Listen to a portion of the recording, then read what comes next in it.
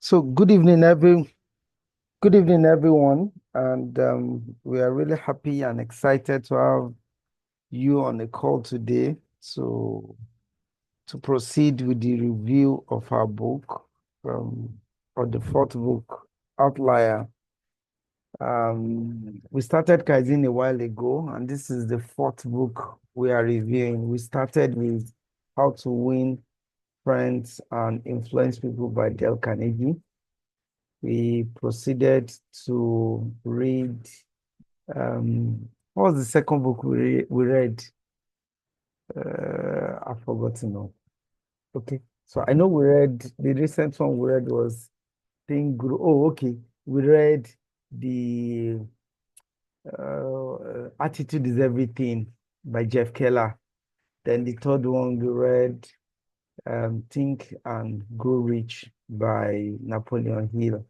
And here we are on the fourth book. We introduced the fourth book last week where Blessinoko took us through the book and he explained to us how the book is important and discussed about the Lesotho clan or the Lesotho people where he explained to us that the secret of success should not be limited to those physical parameters that we know. And today we'll be going to what is called the first part of the book called opportunity. And the first part of it is actually tagged the the yes, the Matthew effect, where it started with a Bible quotation. And we have Toby Adewi that will be taking us through these parts. He will be taking us through within 15 to 20 minutes, and then we'll open the floor for comments and contributions from everyone. Toby, over to you. Thank you. Thank you. Thank you. And I actually thought it was going to be more of question and answer, but when I saw moderator, okay. So, but before we start, can we confirm how many people read the book, or at a glance, or have read it before? Okay, Mr. Kazim. If you did not read it, that's fine. We understand. But I would like to know how many people. Me and you are four. Okay, that's two. Who else? Ah, yes, Kelly. Two, David. Just two people. Or is it that everybody is not with their phone? Or I think I would like to have answers here. How many people read the book? Just can you say something, or can you lift up your hand? Wow. Okay. Yeah. Thank you, Mr. Kazim, and thank you, Anu. Outlier is actually a very it's I think Outlier has been out for over a couple of years now, maybe up to 10 years. I think the first time I saw Outliers was when I was in Enugu. That was around 2010, 2011. And I think I've read it uh, some pages. Now, number one, Outliers, like we know, means something different and something unique, something, you know, is not the same with every other, items. It's a separate entity, a unique identity, basically. And the Matthew effect, basically, if you read this story, everything he was trying to that Gladwell, I'm trying to I hope I that's his name now. The name of the writer. Gladwell Every Malcolm. Gladwell Malcolm, thank you. One of the basic thing was the fundamental thing he was trying to point out is that you can be a unique person, a unique individual wherever you find yourself. He was trying to let us know that despite the fact that everybody is doing everything, you can create a niche for yourself, and you can, create an identity for yourself that is different from what everyone is used to in a positive way. And one of the things that I understand, or I was able to take away during in this chapter one, is in life generally, you don't your job, your duty, your major duty as an individual is to work on yourself to get better, no matter where you find yourself, no matter the environment. And you see, all those success, all those things, they come in automatically. Sometimes you hear people tell you that, oh, they don't know how they got here or how they arrive at this thing. But one thing you will find in their life is the constant effort they put into developing themselves, the constant efforts, the constant, work they put in doing what they do in your job, in your family, in your relationship with friends, in your relationship with your external and immediate and extended family members. In everything you do, they try to put extra effort to create that niche, to create that difference. If you read the story, one of the things that struck me in the story is when it was talking about the period his wife took time to look into the details of the players. And if you know any major sports very well, if you know any major sports very well, they take time to do both scientific research, they do all kinds of research on players, they do all kinds of things on players. But the point of this was the wife was just going through the details of those players to understand the uniqueness in their game, the uniqueness of those individuals that play in that particular team. And one of the things looking back was they were able to point out, oh, this person was this person was born in this year or in this month or this period, this period. What I want to ask you is, do you think that those people that were being looked into, those guys that were born at that particular time, do you think they were like, oh, they had a caucus or a group and they were now saying, oh, we'll work on ourselves because we are born in the month of January or we are born in the month of February? I think the basic months were January, February, April, January, February, March, April, then maybe few, the other months were few people. But one thing was the individuals, they put extra. They said that before, if you read the story, it was before they choose a team, they every Canadian person that wishes to play hockey or that good throwing bodies, they start from the crutch, then from time they start to sieve, they start to filter, they start to put them in the necessary grade, and from there they pick the best out of the best. And it was the wife that now discovered, oh, this particular set of people, they are from this month. But my point is, it's not like those set of people they had a carcass group where they train every month in order to get better or in order to be a different kind of player. But it was as time goes on that somebody now looked back and now looked at it and now saw, oh, see the connecting lines, see these things. Oh, these are the kind of people that were even good. These are the kind of, and that brings me to the point of, see, in life, nobody actually, if you listen to all these Dangote, if you listen to all of them, they do say this thing underneath. If you listen to successful people, they do say some of these things underneath when they are talking that, see, nobody actually knows what your future will be. The only thing is put effort,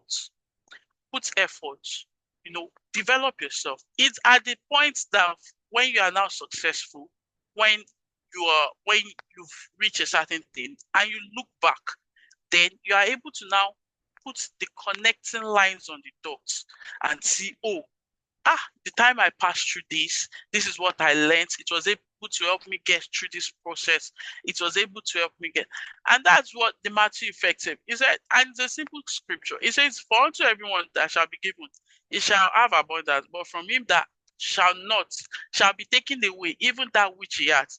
And you can put it in a simple context that whatsoever you have in your hand that you believe that is not enough, man, you are cheating yourself.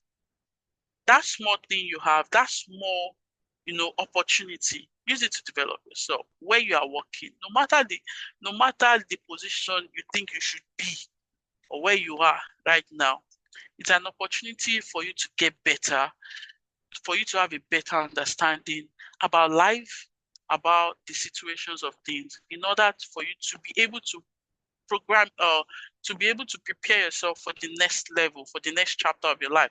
Because if you don't do that, and you see, if you don't do that, you will not be able to move to the next level. You will not be able to succeed at the next junction. You'll not be able to succeed at the next level, because before you move to the next level, you would have passed some series of tests. And life is built in such a way that before you move to another step in life, you would have passed, you would have done some exams. If you don't do that exam, see, you will come back to come and do it. And that's the levels of those hockey guys, they go through from level before they now get to the junior team, where you can represent at the national festival. In this case, I've forgotten the name they call their own. So you have to pass those series of tests, and that's where life will sieve those that have developed themselves. Life will sieve those that have make use of the opportunity that has been given to them to become a better person.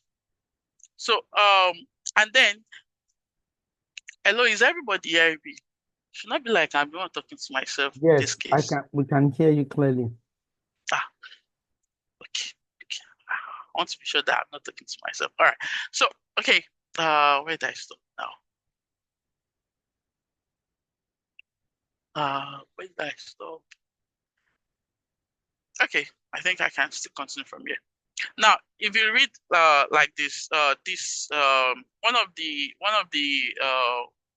things he wrote, he said, you can't buy your way into major, junior A or K. It doesn't matter who your father or mother is, or who your grandfather was, or what business your family is in. Nor does it matter if you live in the most remote corner of the most northerly province in Canada. If you have the ability, the vast network of hockey scouts and talent spotters will find you. And if you are willing to work to develop that ability, the system will reward you. Success in hockey is based on individual merits, and both of those words are important. Players are judged on their performance, not on anyone's else, or on the basis of their ability, not or some other arbitrary fact. Now, all those things I heard, now put your name there, and put wherever you are doing, and say, okay, I, Toby, can't buy my way into the head of this department. I can't do this, except it doesn't matter who my father is. And that's how life is. You see, well, some people have the opportunity to be the son of or the daughter of Tedola of him. But right now, let's assume there's nobody here that is very Tedola. Or is there anyone, Mr. Kazim? I don't know of anyone on this call. So we can agree that none of us here is related to Tedola. Fine. None of us is related to Dangote. So we need to come to the point where you understand that it's your life, and if you want to be an outlier, it means you have to put in extra effort. You have to put in the work. And you don't have to put yourself in a position whereby, because you are not seeing an immediate result, you think you are failing. No, you are not failing. You're just taking your time. Everybody's success or everybody's progress is not measured in the same rates. It's not at the same rates. The way a Peugeot 3008 will pick up. It's not the same rate at which a Lexus 350 will pick up. It's not the same rate at which a Hyundai will pick up. All of us have our different power rates, and what we need to work on is to build our capacity. If you don't build your capacity, life will not promote you. If life does not promote you, you cannot go anywhere. You can't be an outlier. You can only be an outlier in failure. It's not good to fail, fine, but you don't want to sit down there. You want to have impact in the society. And the reason why we can talk about the hockey team is because there was a difference. And don't forget, the only reason why the hypothesis or the theory that was purported by the wife was because they were looking at the performance. They were trying to say, okay, they were trying to see that why are these guys here? Why do they behave this way? And one of the things I want us to hold in our hand is my job is to develop myself. My job is to become a better version, is to put in extra effort. The success will definitely come. And most times, it's in retrospect, we look back and we say, okay, you are able to connect the lines. So let me just use one example. They were asking Pastor Titi Jakes at some point, I don't know, many of us would have heard the stories. They were asking him that, how did he get to this point? Like being a successful preacher in quotes now, that how did he get to this point? And he said, the honest truth was, he did not know that. Looking back now is you can just look back now and be able to connect to those dots. But if you are within yourself, you are saying, "Oh no, this is the plan," that you are trying to, make plans. It's not. I'm not saying you should not make plans, but our major job, and that's what is wrong with some of the youth of nowadays. You just want the success. The major job is just that yourself. You need to develop it. You need to develop your capacity. You need to develop your intellectual capacity, your emotional intelligence, your IQ, your EQ. You need to develop those things in order to be able to get to the next level that you want to. Okay, I hope I've not repeated a lot of things too much this night, and I hope I make sense. Thank you so much. You made a lot of sense, and I really appreciate it. So you've not repeated yourself. You've only been able to pass the core message of the chapter, and we really, really appreciate your time. We'll open the floor for comments and contributions from others on the call. If you have any comment, feel free to raise your hand, and then we'll give you the platform to talk. Okay, so I have Hafiz Rahman. Let me take Hafiz Rahman. Hafiz Rahman, you can go ahead to speak. Thank you. All right, thank you very much, Kaizen. And thanks, Oluwatobiloba, for your beautiful review of the book and its chapter, especially. So this book is a very interesting one.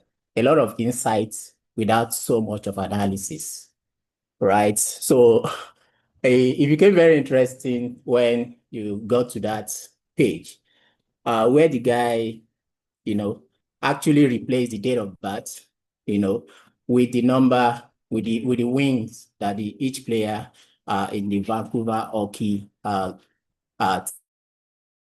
so, in life, sometimes life could have some hacks, right? And some insight I also got from here, from a parenting perspective, right?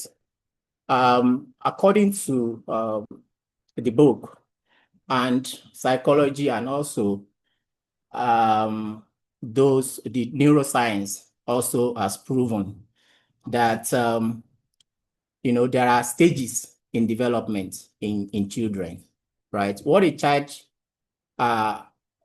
could do at 2, if you force that child to do it at 1, it might have an effect. If you enroll a 1-year-old child to go and compete with 2-year-old children, he might struggle, except he's got a special gene in his blood, right? So there are development stage, right? And this thing could give you an edge over others. And the learning from the book is that if a child really gets it right early in life, this thing is an advantage moving forward. And if a child doesn't get it right, the effect is also, the ripple effect also cascades into later years of the child. A line that I like there on the banner of the Vancouver team is embrace the struggle. Right. I like that line very well, because if it's going tough, it's very encouraging, even though the book is not so much of motivational or any theoretical logic. It's more practical. You see the figures, you see the insights right in your face. It's a very interesting book. And I thank Kazim and team for putting this this platform together. I encourage every one of us to get to the end of this book, reading every week. Thank you. Have a nice weekend. Thank you, Hafiz. We really appreciate the contribution. And reading that book is very good. I've read it before, reading it again. Honestly, I was so happy reading the book again. I got a lot because when we're reading those books, then I think the level of our comprehension and intelligence has widened now. So when you're reading it again with that, with your new experience and your maturity, you derive so much insight from it. Thank you, Hafiz. Shamsuddin, over to you. Okay, good evening, everyone. I want to thank Toby for a job well done. You did not repeat yourself at all, and it was a beautiful presentation. The only thing I will just add is more of those things that have been said by Toby, not that we are not aware about those things, but to me, it's just sort of like waking the sleeping giants in us. That not that we are not aware about those things, but maybe we don't know the importance of those things. But now he has said it, and I think to me, my own takeaway is that to reawaken us about those things that have been said in that book. And this is just the tip of the iceberg. We don't know what is still in the book till the end of it. So I want to encourage all of us to stay glued to this forum from now till the end of the book, so that because half knowledge is more dangerous than ignorance. So we should not just go with half baked knowledge. Let us stay glued to this session till the end of the end of the book's review. So thank you, Toby, for the job well done. All right, thank you so much, Shamsuddin, for that. Just to also add, we have about 4 minutes to go, is reading this chapter, the core message I picked from it is number one, referring to the biblical verse that was quoted, because I had to take, I've read the book before, but going back, I just went online and started reading more about that chapter of the Bible that was quoted and what the message was. The core message is, for every opportunity that you have, maximize it. If you maximize it, you will extract much more benefit from it. If you don't maximize it, it will be taken away from you.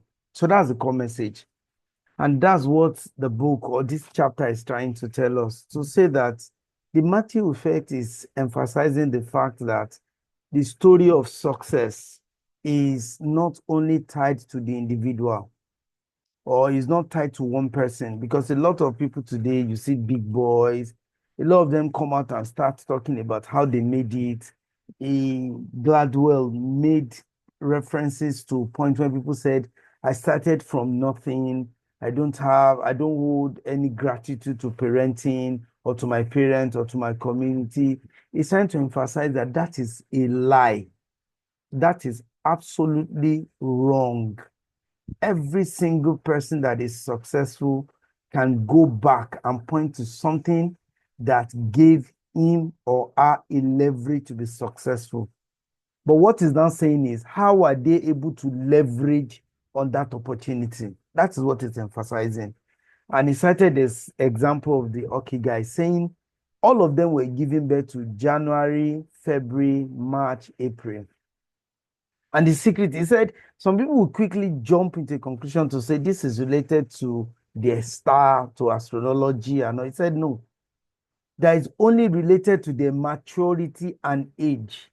That in Canada, they pick people 1st of January. So if they don't pick you 1st of January, you have to wait a whole year before you are selected the next year. So he's saying that 1 year gap has a lot of impact on the maturity of those children, and has a lot to say about how they became stars. Because imagine that I was not picked 1st of January because I was born 2nd of January. That means that I will have to wait another whole year training, learning, interacting with people to now join the team the next year. So at the time I'm joining, I have better experience, I have better exposure, I'm more mature, and I'll be able to succeed. I have the higher probability to be successful than the people that they were January 1st. Basically, he said that is the success. And he likened it to the issue of the soccer as well, the soccer players. So he's basically telling us, let's look at those opportunities that we have today. We're still going to get deeper into where he will cite how Bill Gates became successful, leveraging on stuff, how Steve Jobs became successful, how what's the name of the fastest guy on earth as at that point, how they became successful. But the point is, when we see opportunity to be successful, you need to identify the opportunity, maximize the opportunity, leverage on the opportunity, and be successful with it. But if you see an opportunity and you let it slide, you may likely not be successful through that part again, because opportunity sometimes comes but once. You have met people, I've heard of story of people that they just went visiting and they asked them, we want to select Mr. A for this role, but Mr. A was not competent. And they asked the guy next to them, do you have your CV with you? And was able to pull out his CV from his phone, from his car, and he became the person just immediately. So in summary, because our time is up, is that the Matthew effect is telling us that we need to look out for opportunities. We need to maximize opportunities around us. We need to make opportunities that can make us successful and not look away from opportunities.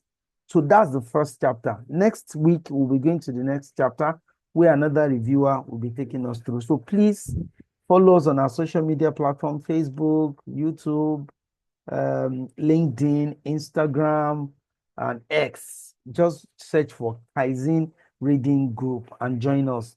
And also, if you are willing to be one of our reviewers, you can reach out to me or any of the admin. If you're a member of our WhatsApp, we'll just chat us up and then we would call you up. We're excited and happy about this journey. We want to thank everyone that joined, and we hope to see you next week at the same time, 7:30 p.m. on this platform.